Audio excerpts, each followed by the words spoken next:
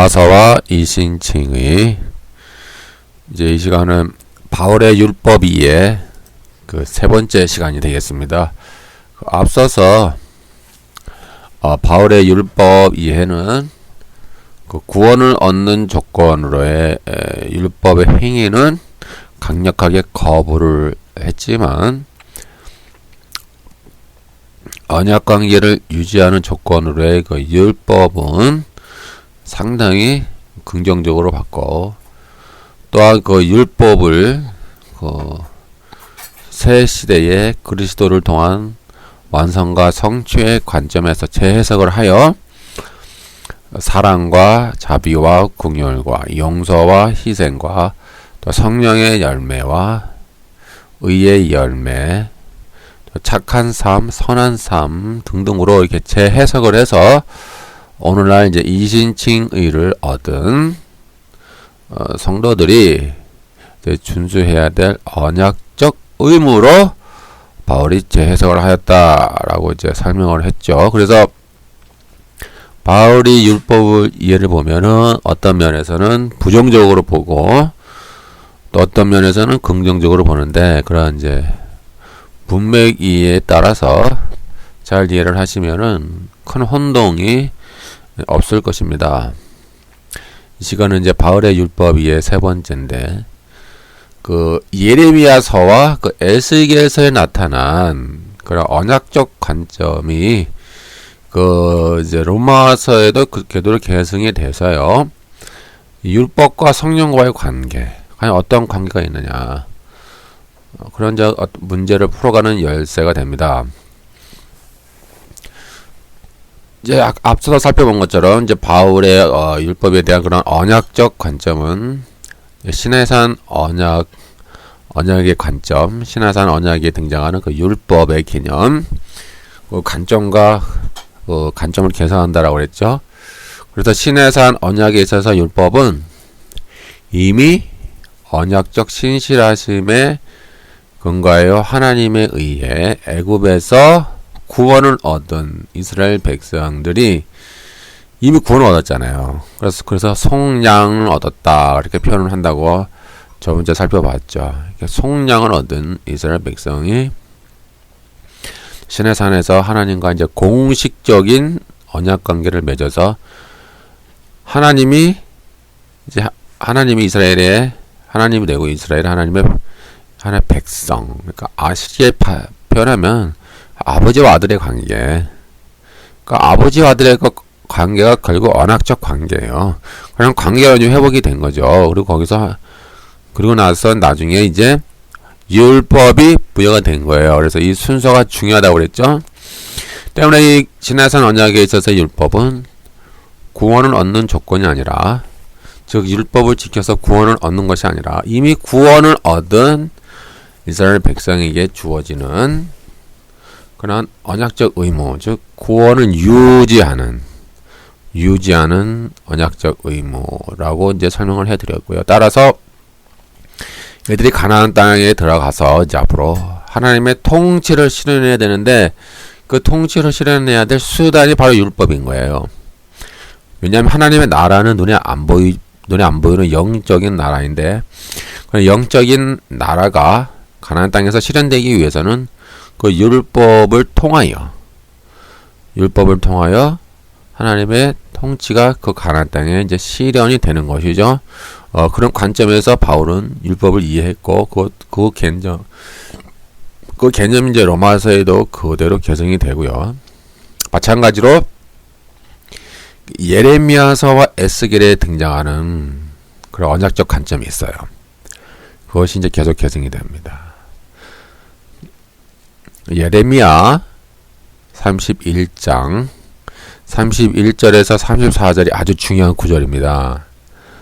이게 신약에 와서 신약의 관점에서 너무나 중요한 구절이기 때문에 여러분이 한번 직접 성경을 파서 읽어보시고요.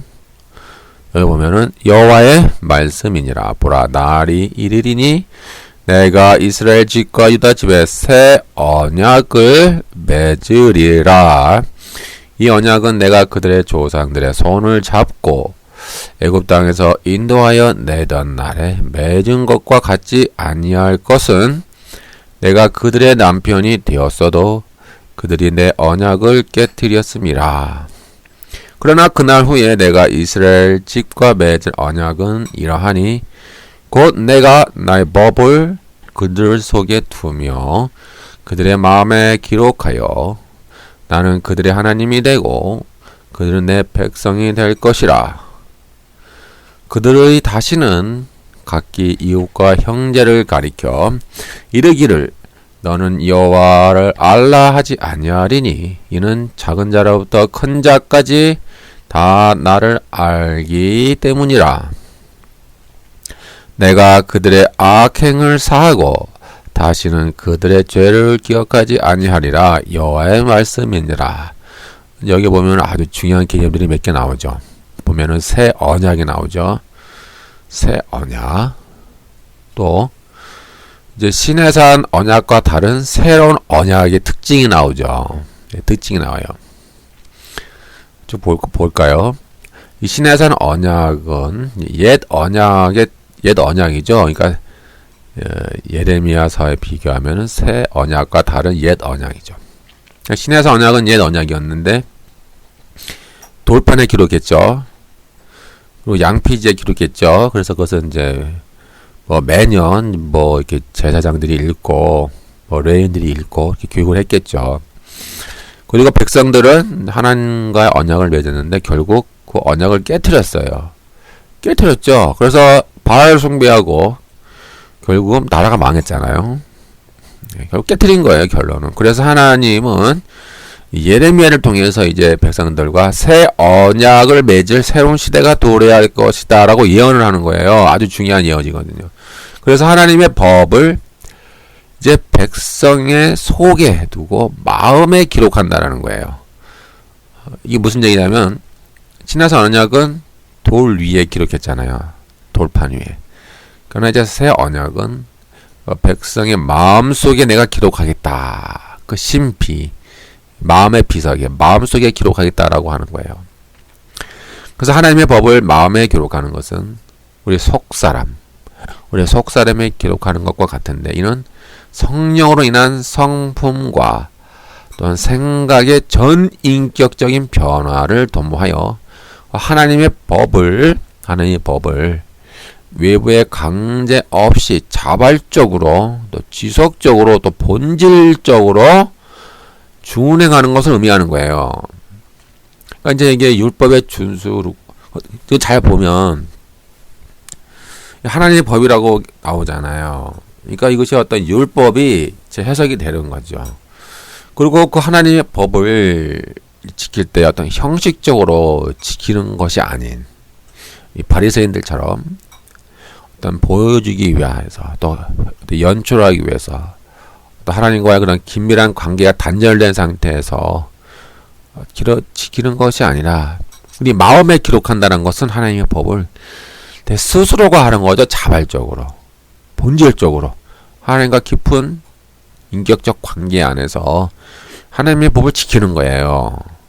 이 중요한 개념이에요. 하나님의 법이 사라지는 게 아니에요. 그러니까 이신칭의를 얻은 이후에도 하나님의 법이 사라지는 게 아니라 계속 우리 안에 남아있는 거예요. 그러니까 성령을 통하여 우리 안에 남아있는 거예요. 그리고 그것을 자발적으로 스스로 자원하는 마음으로 하나님을 사랑하는 마음으로 하나님을 닮아가기 위하여 또 성령의 열매를 맺히는 과정에서 또 의의 열매, 삶의 열매, 믿음의 열매를 그 맺히는 과정 속에서 우리가 자발적으로 하나님의 뜻을 추구하는 것을 말하는 거예요.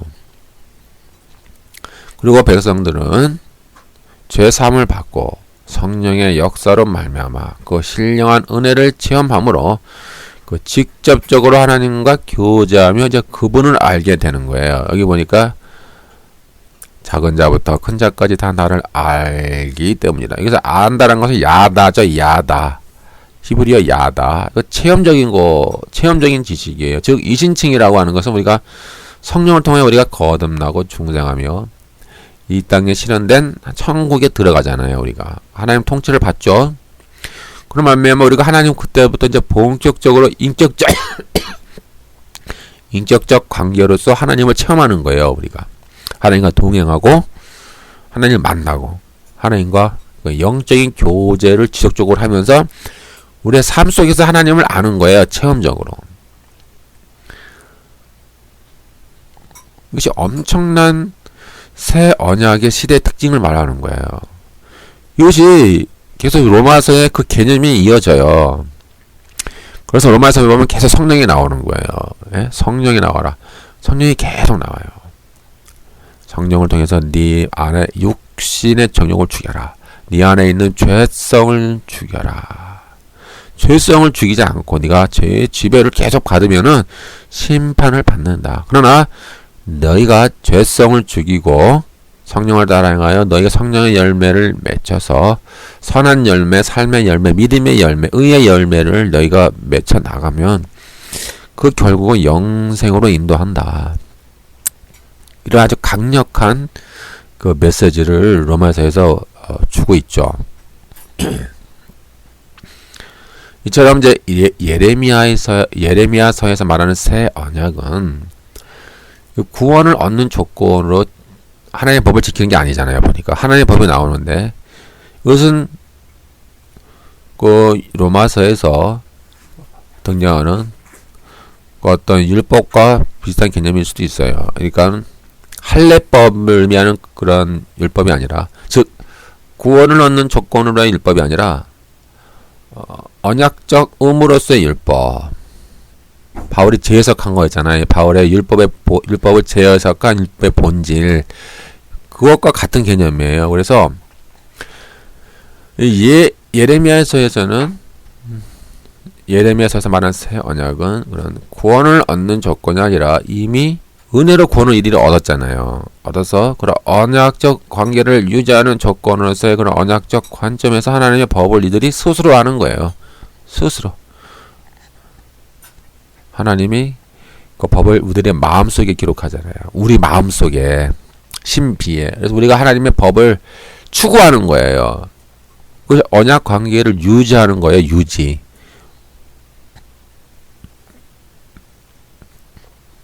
그리고 보면 중요한 언약 개념이 등장하잖아요. 나는 그들의 하나님이 되고 그들은 나의 백성이 될 것이다. 이것이 신에서는 언약에 등장했던 그 언약 관계거든요. 똑같은 말이 등장해요. 신해상 언약도 보면은 출애굽기 19장 이후에 보면은. 그런데 그 신해산 언약은 돌에다 기록했죠. 결국 그들은 하나님과의 언약을 깨뜨렸죠. 이제 새 언약은 우리의 마음속에 하나님의 법을 직접 기록한다는 거예요. 그리고 동일한 언약 관계를 맺죠. 나는 그들의 하나님이다. 그들은 나의 백성이다. 그러므로 우리는 다시는 그 언약 관계를 깨뜨리지 않고 하나님의 법을 스스로 준수한다는 거. 그러니까 결국 뭐냐면 이 새 언약 시대에 이 이진칭을 얻은 이후에 우리는 무율법주의자가 아니라는 말이에요. 이거 오해하시면 안 돼요. 우리는 율법이 있는 자예요. 그렇다고 이것이 뭐 율법주의자도 아니고 그렇다고 율법주의자도 아니고 그렇다고 행위 구원도 아니에요. 그 율법의 본질이 재해석돼서 우리가 주어지잖아요. 우리에게 언약적 의무. 제가 계속 강조하는 건 본질이에요. 본질. 껍데기가 아니라. 계속 우리는 무율법주의자가 아니에요. 우리 안에는 영원히 율법이 남을 수밖에 없어요. 왜요? 율법이 하나님의 계명이잖아요. 하나님의 법이잖아요. 하나님의 법이 우리 안에 새겨진다라고 기록되어 있잖아요. 그러니까 이것을 이신칭이를 얻은 새 언약의 시대에 우리는 이게 새겨들어야 돼요.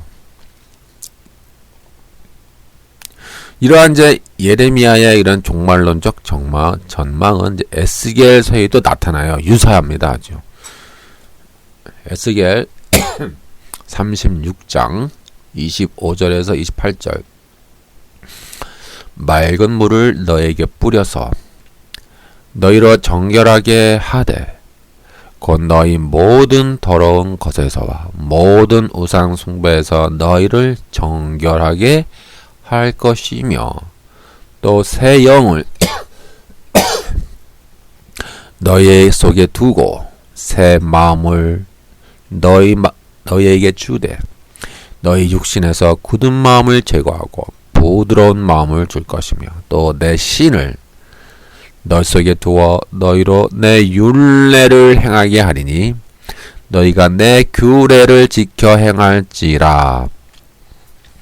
내가 너희 조상들에게 준 땅에서 너희가 거주하면서 내 백성이 되고 나는 너희의 하나님이 되리라. 유사성이 많이 등장하잖아요. 이렇게.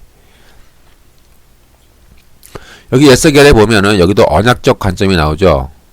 나는 너희 하나님이다. 너희는 나의 백성이 되리라. 이게 언약 관계거든요.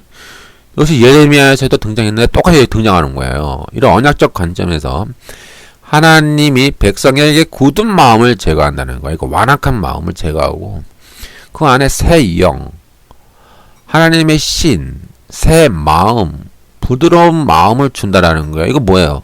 성령을 통한 우리 마음의 변화를 의미하는 거예요. 우리 내적인 변화. 즉 우리의 속사람이죠. 성령을 우리에게 부어주셔서 우리의 속사람이 이제 거듭난 마음이죠. 거듭난 생명. 새로운 피조물을 거듭난 생명으로 되어서 우리가 하나님의 뜻을 추구하는 사람이 되는 거예요. 그런 마음이면 우리가 겉사람. 겉사람은 죄성의 지배를 받는 겉사람이죠. 죄성의 지배를 받고 육신의 정욕, 죄의 정욕 가운데 있는 우리 안에 있는 죄성인 겉사람과 싸우는 거예요. 계속. 그래서 로마서에 보면은 속사람과 겉사람이 나오잖아요. 그래서 속사람이 성령의 능력을 힘입어서 계속 이 겉사람을 제압을 하는 거예요. 이 겉사람을 죽이는 거예요. 계속 죽이는 과정을 하는 거예요. 그것을 강조하죠. 이렇게 이제 새 영, 하나님의 신, 새 마음, 부드러운 마음을 주어서 하나님의 율례가 또 나오잖아요. 또 나오는, 반복되는 거예요. 계속. 우리는 무율법주의자가 아니에요. 우리 기독교인들은 오해하시면 안 돼요. 우리에게는 사랑의 율법이 있는 거예요. 성령의 열매에 대한 율법이 있는 거라고요. 이 율법의 본질을 재해석한 거잖아요. 이거를 이신칭의를 어떤 기독교인들 놓치면 안 돼요. 구원론과 연결되는 거지. 그 상급론과 연결되는 것이 아니에요. 그래서 하나님의 율례 계속 등장하죠. 예레미야서에서도 등장 하나님의 법. 에스겔서에서는 하나님의 율례를 자발적으로, 또 중요한 개념이 나와요. 자발적이란 말이에요. 형식적으로 누가 보여주기 위해 누구에게 보여주기 위해 어떤 종교적 위선이 아니라 자발적으로 하나님을 사랑하는 마음, 하나님과 깊은 그런 생명의 관계 속에서 자발적으로 이거 준행하는 거예요. 하나님의 율례를 우리가 스스로 한다고요. 그러니 성령이라는 것이 이 신칭의를 얻은 백성이 성령으로 함께 산다는 것은 엄청나게 중요한 삶의 양식이에요. 이 성령이 자꾸 신비주의적으로 뭐 뒤로 넘어지고 안수하면 뭐 입신하고 뭐 환상 보고 음성을 듣고 계시 받고 이딴 거 이상한 그 신비주의 사이비 신비주의적인 체험 뭘 위주로 하는 것은 그것은 엄청나게 성경의 본질을 벗어나고 있는 거라고 제가 지금까지 수백 번 강조했는데요. 이처럼 성령에 대한 구약의 전통은 신비적인 체험을 목적으로 하지 않아요. 제발 이 사이비들이 좀 들었으면 좋겠어요. 이 사이비 신비주의 이상한 거 체험하는 거 좋아하는 그 무리들이 있지 않습니까? 제발 좀 듣고 좀 변화되기를 원해요. 그들한테. 이렇게 성령은 신비적 체험을 목적으로 하지 않고 하나님의 법을 우리 마음속에 새겨서 우리가 하나님의 뜻을 스스로 자발적으로 하나님의 뜻을 준행한다면 이 말이에요. 하나님의 율례를 우리 스스로가 그렇게 위해서 하나님의 성령을 우리에게 주시는 거예요. 여기서도 하나님의 율례를 행하는 것은 구원을 얻는 조건이 아니라 먼저 하나님의 정결의 은혜를 입었잖아요. 보니까 뿌려서 너희를 내가 정결하게 하되, 이 정결하게 한다라고 하는 것은 죄 사함과 같은 말이죠. 죄 사함, 죄 용서, 우리의 죄를 간과하심으로 우리를 의롭게 여겨주시는 거. 이렇게 먼저 하는 거예요. 그러니까 먼저 구원 사건이 있고 난 이후에 우리에게 성령을 통해서 우리에게 율례를 주신단 말이에요. 율례가 계속. 하나님의 율법은 사라지지 않아요. 우리 안에도. 이것은 이런 이제 성령을 따라 행하는 성령을 따라 행하는 자에게 율법의 요구가 이루어진다라고 하는 그 바울의 교훈과 똑같은 거예요. 다르지가 않아요.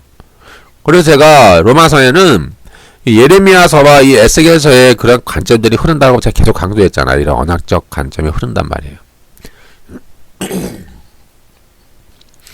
이런 바울의 관점에서 이신칭의를 얻은 자는 성령의 능력으로 자신의 죄성을 죽이고 육신의 정욕을 죽이고 이런 언약적 의무, 저 하나님의 법 우리 안에 심어놨잖아요. 하나님이. 그럼 그걸 충실하게 지키는 거예요. 우리가 깨지 않고 충실히 이행하여 우리가 의의 열매, 거룩의 열매를 반드시 맺어야 하는 이런 언약적 의무를 가져요. 이러한 것이 이제 갈라디아서에 가면은 성령의 9가지 열매가 나오죠. 이 성령의 9가지 열매는 다른 것이 아니에요. 바로 구약의 모든 율법에 성취한다는 얘기가 성령을 따라 행하면 너희가 성령을 따라 행하여 성령의 9가지 열매가 결국은 구약의 모든 율법의 성취의 결론이다. 완성이다. 그 말이에요. 얘가 요약을 하면요. 성령을 따라 행하는 것은 율법의 모든 요구를 완전히 충족시키며 예레미야의 새 언약과 에스겔의 새 영, 새 마음의 관점을 계승하는 것이다 라고 우리가 이제 결론을 내리면 되겠습니다. 다음 사랑, 의의 열매, 거룩의 열매는 이처럼 이제 이신칭의를 얻은 자에게 부여되는 언약적 의무가 되겠죠.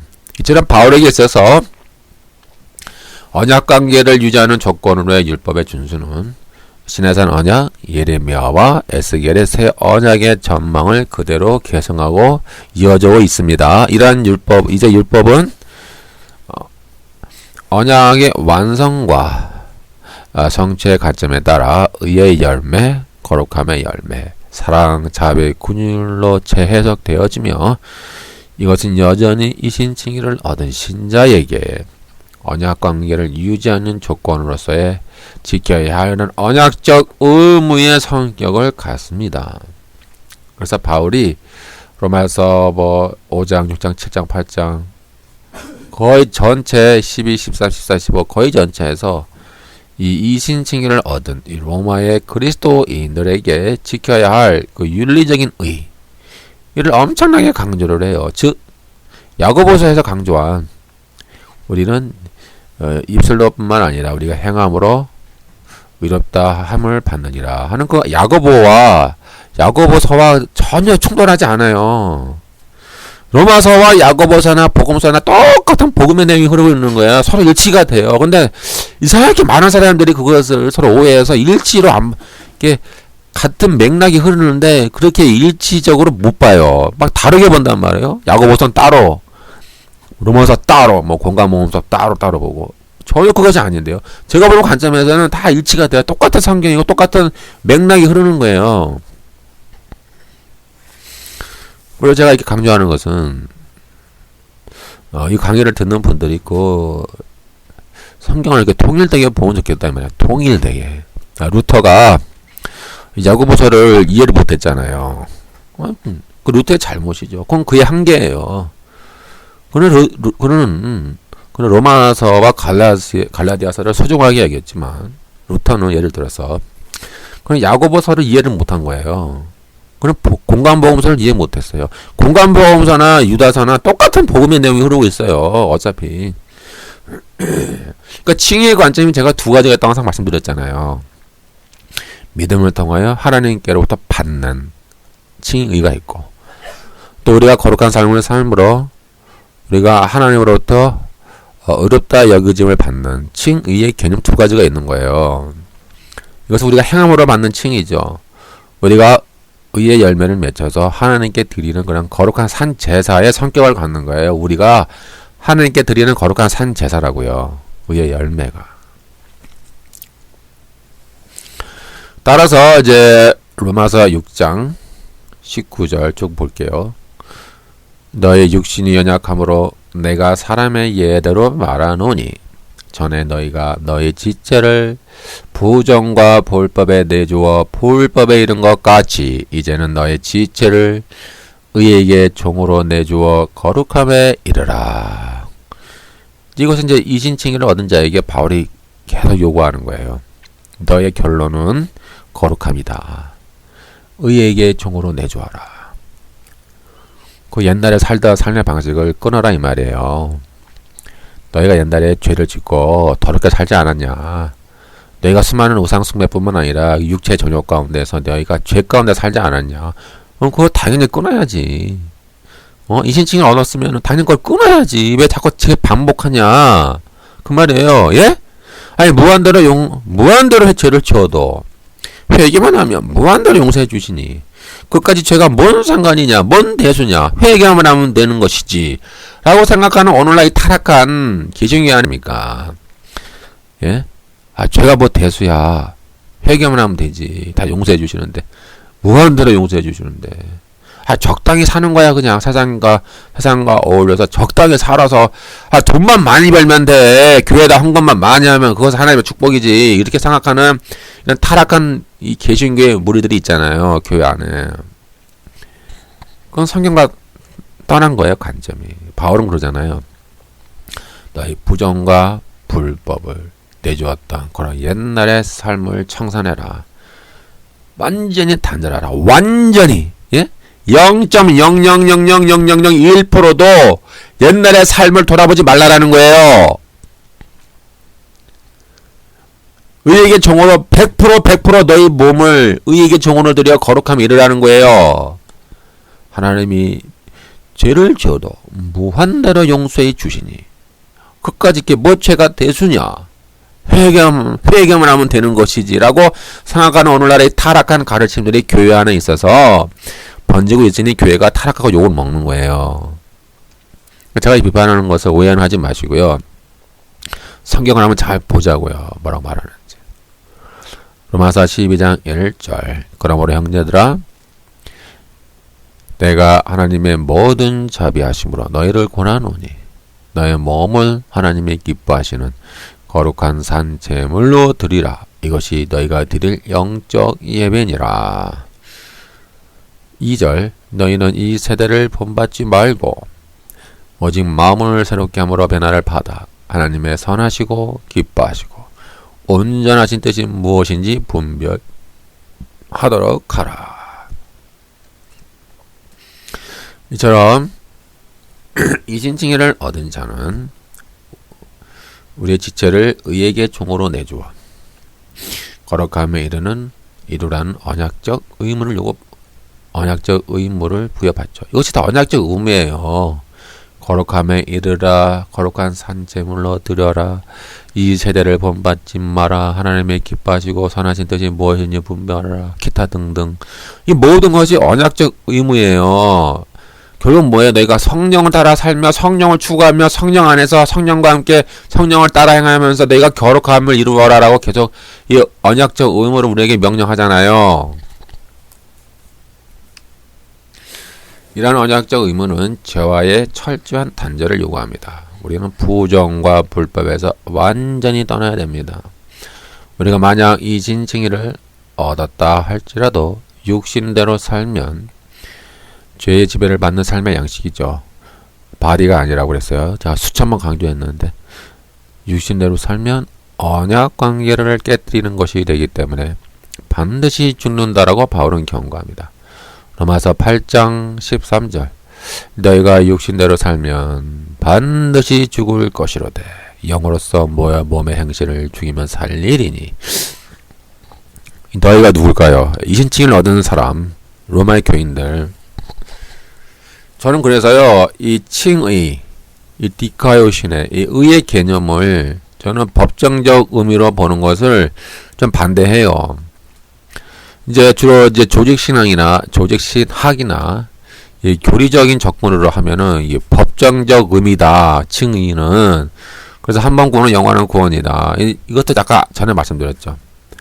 하나님 편에서의 관점은 한 번 구원은 영원한 구원이지만 인간 편에서의 관점은 너희가 너희 몸을 쳐서 복종시켜 구원에서 멀어지지 않고 너희 안에 있는 구원을 이루어 가라. 두렵고 떨림으로 너희 구원을 이루어 가라. 이렇게 두 가지 관점이 있다라고 했어요. 절대 오해하지 마세요. 즉 법정적 의미에서 칭의의 문제는 뭐냐면은 한 번 구원은 영원한 구원이라고 생각해요. 그러니까 하나님의 관점인데 그거는 인간의 관점에서는 한 번 구원 영원한 구원이 아니에요. 인간의 관점에서는 우리가 두렵 것 떨림으로 너의 구원을 이루어가라고 하는 것이 인간의 관점이거든요. 근데 법전적인 것은 한 번 구원 영원한 구원이야. 무한대로 죄를 지어도 회개만 하면 무한대로 용서받아. 그렇게 하면서 이 법전적 측면으로 밀고 나가면은 그 로마서 전체가 그 이해가 잘 안 되는 부분이 많아요. 그러나 제가 말씀드린 것처럼 언약적 관계로 이해를 하면요 이해가 잘 된단 말이에요. 그러니까 저는 이 법정적 측면에서의 칭의를 저는 그렇게 이해를 안 하고 저는 언약적 관점에서 칭의를 이해한다라고 이 처음부터 제가 말씀드렸는데요. 보세요. 로마서 8장 13절에도 너희가 육신대로 즉 죄성 가운데서 죄악 가운데서 지속적으로 죄의 지배를 받잖아요. 그럼 반드시 죽는 거예요. 한 번 구원 영원한 구원은 아니란 말이에요. 반드시 죽을 것이다. 반드시. 이런 말이 많이 나와요. 로마서에 보면.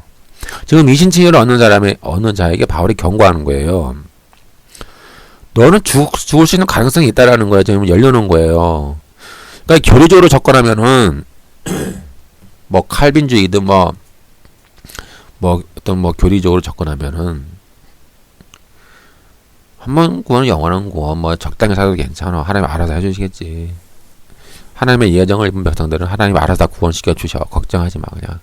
그렇게 이게 우리가 잘못 이해하면은 잘못 산다고요.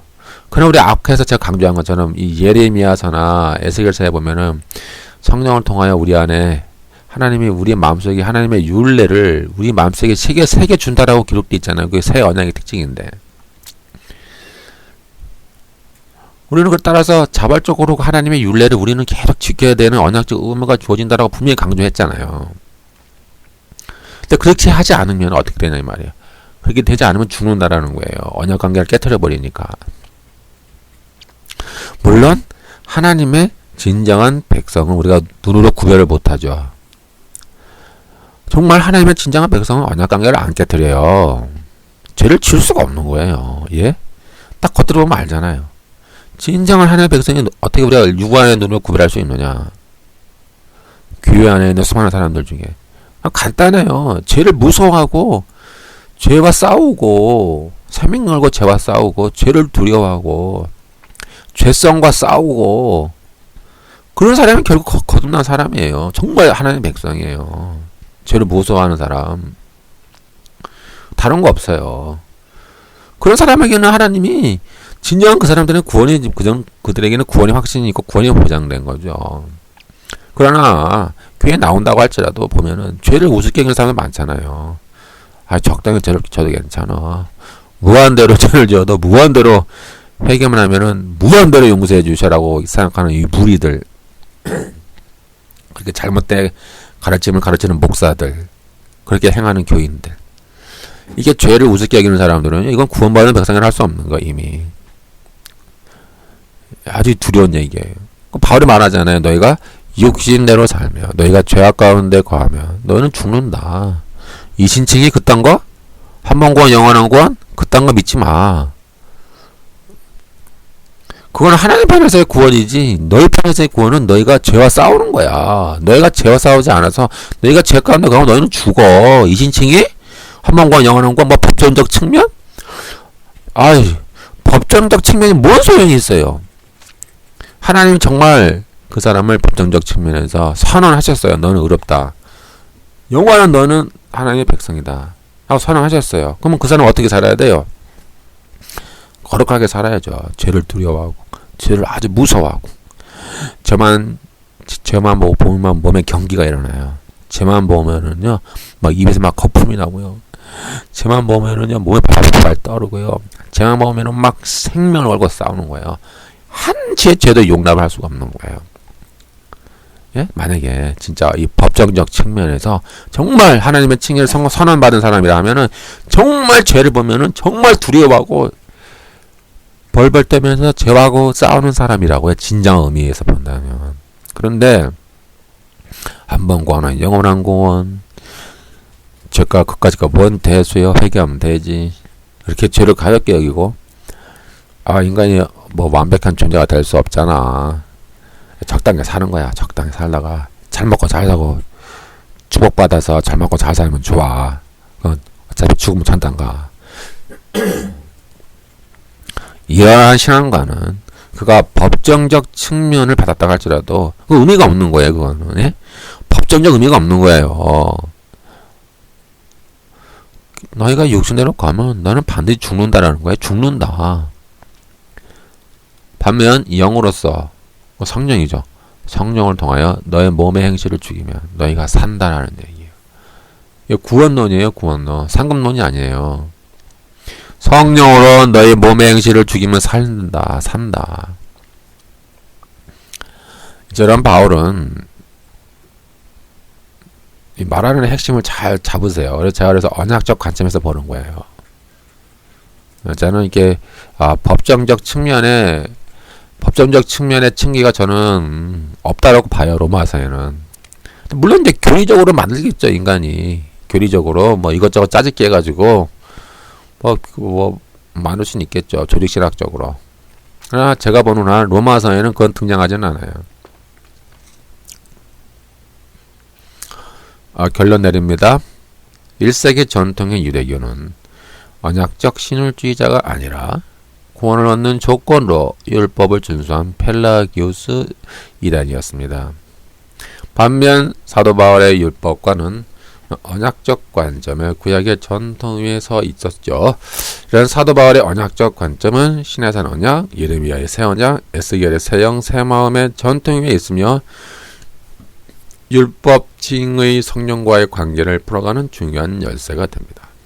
오직 믿음과 오직 은혜로 이신칭의를 얻은 자는 언약적 의무를 가지며 성령의 열매 맺는 삶을 요구받습니다. 따라서 이신칭의와 성화, 성령의 열매는 분리되지 않는 하나의 구원 여정입니다. 하나의 구원론입니다. 이 점을 잘 숙지하시기를 바랍니다.